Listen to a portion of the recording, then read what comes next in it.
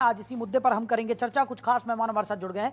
अरविंद सिंह नेता है भारतीय जनता पार्टी, हमारे साथ चर्चा में साथ निभा रहे। बबीता अहलावत प्रवक्ता है आम आदमी पार्टी की, वो भी हमारे साथ जुड़ गई हैं। प्रमोद कुमार अधिवक्ता है सुप्रीम कोर्ट के, वो भी हमारे साथ इस चर्चा में साथ निभा रहे हैं। और निरंजन पोद्दार राजनीतिक विश्लेषक है, वो भी हमारे साथ इस चर्चा में साथ निभा रहे हैं। आप सभी मेहमानों का बहुत स्वागत है जनतंत्र टीवी। निरंजन पोद्दार जी भी हमारे साथ है, राजनीतिक विश्लेषक हैं। जल्दी से उनकी भी प्रतिक्रिया हम ले लेते हैं। निरंजन जी, आप क्या कहेंगे, क्योंकि जिस तरीके का घटनाक्रम पूरा घटित हो रहा है और जिस तरीके से इस पूरे शराब घोटाले मामले में एक के बाद एक कार्रवाइयां हो रही हैं, क्या लगता है आपको? क्योंकि आम आदमी पार्टी तो कह रही है कि भारतीय जनता पार्टी के इशारों पर ईडी और तमाम जो जांच एजेंसियां हैं वो अपना काम कर रही हैं। दूसरी तरफ कल अगर हम प्रधानमंत्री नरेंद्र मोदी की बात करें तो उन्होंने भी अपने बयानों में कई बार कहा है, इससे पहले भी और कल भी वो कहते हुए नजर आए थे कि ईडी को ना वो रोकते हैं ना भेजते हैं।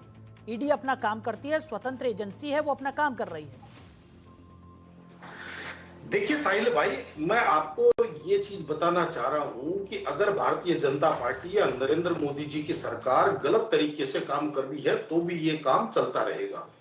मैं ये बात इसलिए कह रहा हूं क्योंकि जो हमारे यहाँ संवैधानिक व्यवस्थाएं हैं, या यूं कहें कि हमारे यहाँ जो सिस्टम जो काम करता है, चाहे वो कोर्ट ऑफ लॉ हो, चाहे वो जांच एजेंसियां हो, चाहे सरकार हो, वो तमाम जो सिस्टम है वो एक ही प्रकार से काम करता है। और वो जब आपके गले में जब आकर के फंदा पड़ा है तो आपको ये चीज दिखाई दे रही है। मैं ये बात इसलिए कह रहा हूं, आप ये देखिए कि ईडी के पास अभी लगभग 5600 केस बुक है।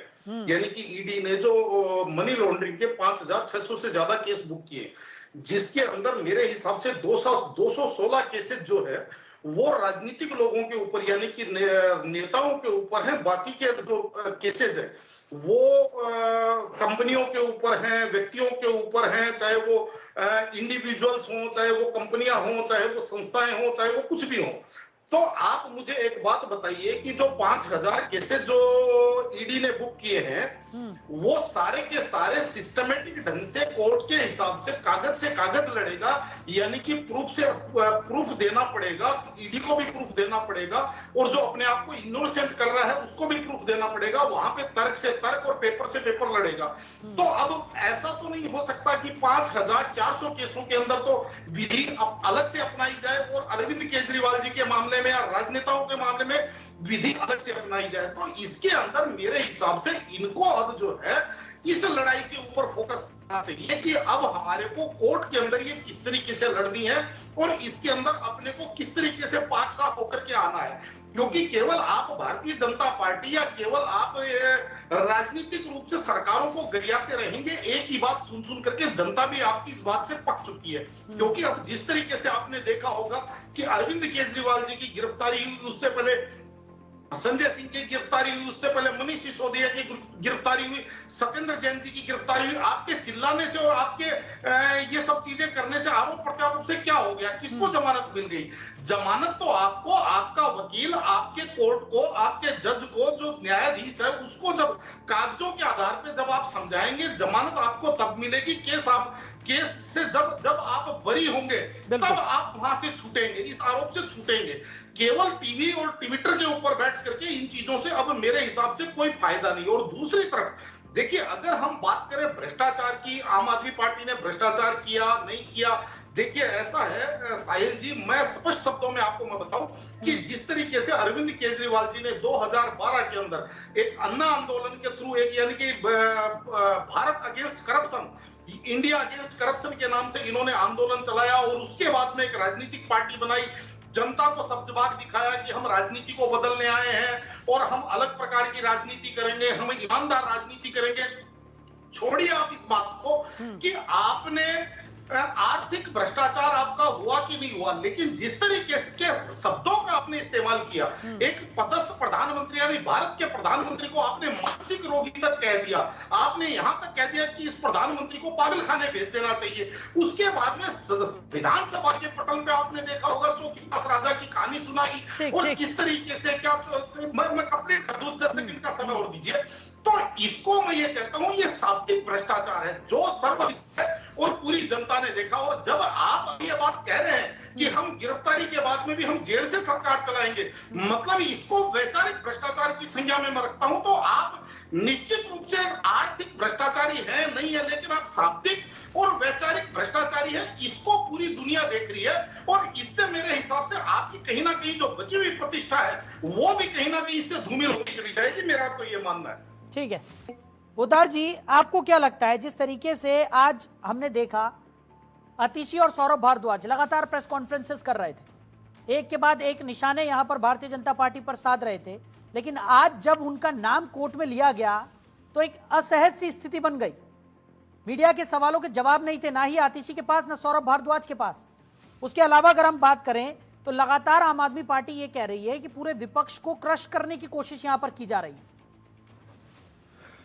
देखिए साहिल जी, इसके अंदर कुछ चीजें हैं। पहली बात तो जिस तरीके से मैंने आपको बताया था कि देखिए अब आम आदमी पार्टी को मेरे हिसाब से इस चीज पे फोकस करना चाहिए कि हम कोर्ट के अंदर किस तरीके से बरी आए, क्योंकि टीवी और ट्विटर पे बैठ करके ना आप किसी को दोषी ठहरा सकते और ना आप किसी को निर्दोष को साबित कर सकते। ऐसा नहीं है आपकी और हमारी डिबेट से अरविंद केजरीवाल जी जेल से छूट जाएंगे, अरविंद केजरीवाल जी इस आरोप से बरी हो जाएंगे। लेकिन हाँ, कुछ चीजें हैं जो आप ये समझिए निश्चित रूप से आदमी के मन में संदेह पैदा करती है। और वो चीजें क्या है? वो चीजें ये है कि देखिए हमारे यहाँ कॉन्स्टिट्यूशन के अंदर, हमारे साथ एक विधि विशेषज्ञ भी बैठे हुए हैं, मेरी बात से वो भी सहमत होंगे। हमारे यहाँ हमारा जो सिस्टम है, सिस्टम के अंदर क्या है कि पहले कोई भी जांच एजेंसी एक एफआईआर दर्ज करती है, यानी कि एक केस बुक करती है, उसके बाद में उस केस के अंदर गिरफ्तारियां करती है, उसकी इन्वेस्टिगेशन करती है और उसके बाद में चार्जशीट जमा करती है। चार्जशीट जमा करने के बाद में जब चार्जशीट जमा हो जाती है तब जाके कोर्ट के अंदर आप ये समझ लीजिए ट्रायल शुरू होता है, यानी कि मैं अपने आप को निर्दोष साबित करने की प्रक्रिया उसके बाद में चालू होगी। और यहाँ पे देखिए आज ये सवाल भी उठना चाहिए कि ईडी को इस केस के अंदर 1.5 वर्ष से ऊपर हो गया, ईडी लगातार इसके अंदर सप्लीमेंट्री चार्जशीट पेश कर रही है। ईडी ने इसके इस 1.5 साल बाद में भी, यानी कि किसी केस के अंदर 60 दिन का समय होता है चार्जशीट का, किसी केस में 90 दिन का होता है और किसी केस के अंदर 180 दिन का होता है। लेकिन इस केस के अंदर तो आज 1.5 साल बाद में भी ईडी की चार्जशीट जमा नहीं हुई। और निश्चित रूप से देखिए यहाँ टीवी पे बैठ करके आप किसी का भी चीरहरण कर सकते हैं, आप किसी का भी मीडिया ट्रायल करके उसके लिए एक परसेप्शन बना सकते हैं। मैं उदाहरण के तौर पे आपको मैं बता रहा हूं कि 2014 से पहले जब चुनाव प्रचार होता था तो 2 लाख करोड़ का घोटाला, 4 लाख करोड़ का घोटाला, 2G घोटाला, फलाना घोटाला, कॉमनवेल्थ घोटाला। लेकिन जब मामले कोर्ट में गए तो वर्तमान जो केंद्र सरकार है जो ये कहती है कि हम 1 रुपए की भ्रष्टाचार के ऊपर टॉलरेंस नहीं रखते हैं, उनके अंदर वो सरकार ने कितने केस के अंदर कन्विक्शन करवाया है। 2 केसों के अंदर तो ए राजा और कनिमोजी तो बरी भी हो गए। तो इसका मतलब क्या हुआ कि वो एक परसेप्शन था। आज हो सकता है अरविंद केजरीवाल जी के ऊपर ये एक परसेप्शन बनाया जा रहा हो, लेकिन वास्तविकता ये है कि आज जिस तरीके से देखिए, दूसरी बात एक हमारे यहाँ होता है, एक हमारे यहाँ लोकतंत्र के अंदर 4 पिलर माने जाते हैं, जिसके अंदर मीडिया भी एक पिलर है, जिसके अंदर जुडिशरी भी एक पिलर है, जिसके अंदर जनादेश भी एक पिलर है। आप इस चीज से भी इनकार नहीं कर सकते कि अरविंद केजरीवाल जी को दिल्ली की जनता ने 2 बार बहुत बड़ी मेजोरिटी देकर के चुनाव जीता करके भेजा है। और 10 वर्षों के कार्यकाल के अंदर आज ये समझ लीजिए एक नई पार्टी से राष्ट्रीय पार्टी बनी, आज पंजाब के अंदर शासन कर रही है। तो देखिए सबसे बड़ी बात और इसके अंदर जो सबसे बड़ा सवाल या जो संदेह उत्पन्न होता है वो ये होता है कि जितनी ईडी और जितना भ्रष्टाचार सारा का सारा विपक्षी लोगों के ऊपर ही क्यों है? ये बताइए, क्या भारतीय जनता पार्टी के जो 5,500 विधायक, भारतीय जनता पार्टी के जो 16 राज्यों के अंदर जो इनके हजारों मंत्री, केंद्र साहब वो तो कह रहे हैं कि 7,000 जो केसेस हैं उसका सिर्फ 3% यहाँ पर अभी 3% नेताओं पर केसेस चल रहे हैं। वो तो और चाह रहे हैं। प्रधानमंत्री नरेंद्र मोदी ने जिस तरीके के बयान दिए हैं वो तो कह रहे हैं कि और लोगों पर केसेस होने चाहिए। नहीं, लेकिन प्रधानमंत्री जी ये नहीं कह रहे ना कि भारतीय जनता पार्टी के नेताओं के ऊपर भी केसेस होने चाहिए, उनके भी इन्वेस्टिगेशन होनी चाहिए। तो देखिए इस चीज का भी एक सवाल उठता है ना। मैं ये पूछ रहा हूँ क्या भारतीय जनता पार्टी ईमानदार बनाने वाली फैक्ट्री से निकल करके लोग निकाल के ला रही ठीक है। है, जवाब तो दे देते हैं। यहाँ पे अरविंद जी। देखिए लेवल प्लेइंग फील्ड भी यहाँ पे नजर आनी चाहिए, क्योंकि ये लोकतंत्र है, ये किसी एक आदमी की जो यहाँ पे बदमाशी उत्पन्न हो गया, ऐसा कोई भी व्यक्ति। ठीक है, पोद्दार जी फाइनल कमेंट जल्दी, समय कम है। मैं बात करूंगा। पहली बात तो अभी तो थोड़ी देर पहले भारतीय जनता पार्टी के प्रवक्ता बता रहे थे कि राज्यों के अंदर इनकी सरकार नहीं है और अपोजिशन के ऊपर वो कार्रवाई कर सकते हैं। तो आप छोड़ दीजिए उस बात को। मैं तो एक सवाल उठाता हूं कि प्रधानमंत्री जी जिस व्यक्ति के लिए कल 70,000 करोड़ रुपए का घोटालेबाज बताते हैं, अगले दिन उसको भारतीय जनता पार्टी ज्वाइन करवाते हैं, अपने साथ ज्वाइन करवाते हैं और उसको उप मुख्यमंत्री बना देते हैं। तो या तो प्रधानमंत्री जी कल झूठ बोल रहे थे या प्रधानमंत्री जी आज गलत कर रहे हैं। तो क्या कहने का तात्पर्य ये मौखिक भ्रष्टाचार नहीं है?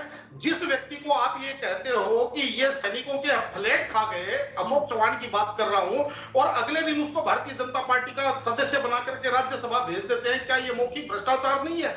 तो कहने का तात्पर्य ये है कि पहली बात तो हमाम में सब नंगे। अब यहाँ पे दूसरी बात जो अरविंद केजरीवाल जी के ऊपर आती है, देखिए साहिल जी निश्चित रूप से अभी जो विधि विशेषज्ञ हैं बहुत अच्छी बात बता रहे थे, लेकिन मेरे को एक बात बताइए, क्या सवाल नहीं उठेगा कि हर 6 महीने बाद में एक व्यक्ति को गिरफ्तार करना और चार्जशीट को लंबित करते हुए जाना?